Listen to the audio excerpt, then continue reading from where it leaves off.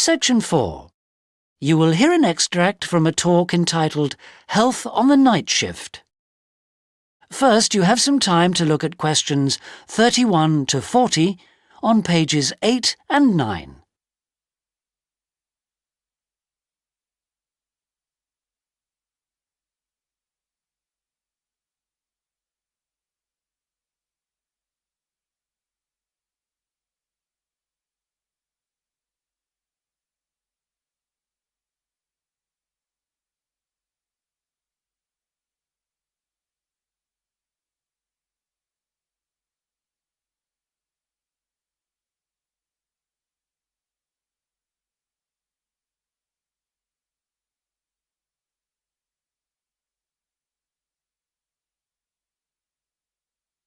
Now listen carefully and answer questions 31 to 40.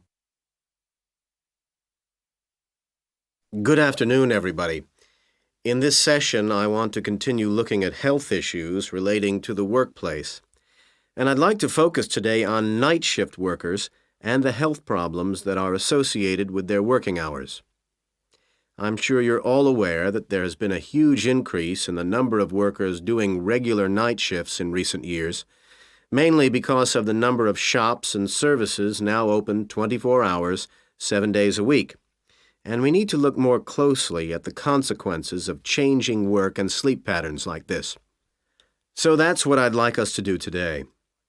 Now, research that has been carried out in both the U.S. and Britain on night working suggests that it leads to a lot of health problems for the workers, and they point to three main reasons for this. The first one is what they call the internal clock, and this is a basic sort of program in our brains. This tells us that at certain times we should feel hungry, at other times we should be awake, at other times we should be asleep, and so on. And it seems to be generally accepted by all the experts in the field that this clock is linked to not just our behavioral habits, but to cycles of light and dark, and that means that we're programmed to be awake when it's light, i.e. during the day, and asleep when it's dark. The second thing is that night workers are continually fighting against what is termed a sleep debt. And by this, the researchers mean that it's just practically impossible for them to get a sufficient amount of sleep in daylight hours. In fact, studies suggest that on average, night workers only get between 5 and 6 hours of sleep, rather than the 8 they need.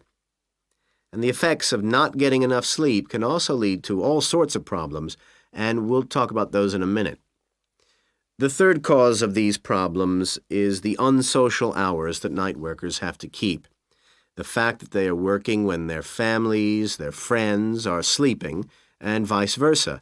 And that kind of dislocation from their social group can be very damaging.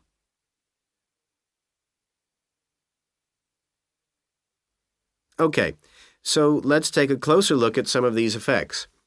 And if we have a look at the physical effects first, we can see that studies on long-term shift workers found that they were much more likely to get heart problems than day workers. In addition, there seems to be a very high incidence of stomach problems, for example, ulcers among night shift workers, and although this may be partly due to the wrong sort of diet, snacking on fast food, it can't be just explained by eating habits. And finally, there is evidence to suggest that night shift workers also get ill more frequently with minor problems like colds and infections. The frequency of these illnesses is much higher than among day workers, and this indicates that night working can damage immunity to illness. And of course, this leads to a lot of absence from work, too. However, although the physical impact of working nights can be severe, perhaps the real problems are psychological ones. And the most common problem is depression. This seems to be the inevitable result of the constant feeling of tiredness and a lack of energy that night workers universally complain of.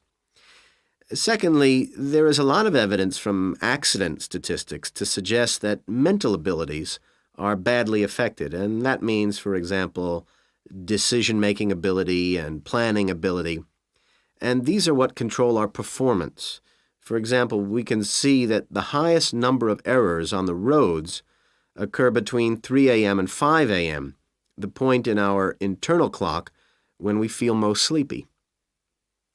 Okay, finally, there are the social problems, where night working impacts on the family and social life of the employees. The first one is obviously the breakup of family life, and here we can see from the divorce statistics that this occurs more frequently in the case of night workers.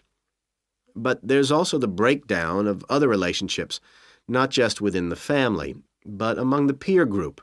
Night workers tend to lose touch with friends, and these relationships, especially for the long-term night workers, are very difficult to rebuild. And so this eventually leads to social isolation for the individual, and of course that has consequences for the whole community too. So we can begin to see the real cost of night working. What we need to do now is to look at how... That is the end of section 4. You now have half a minute to check your answers.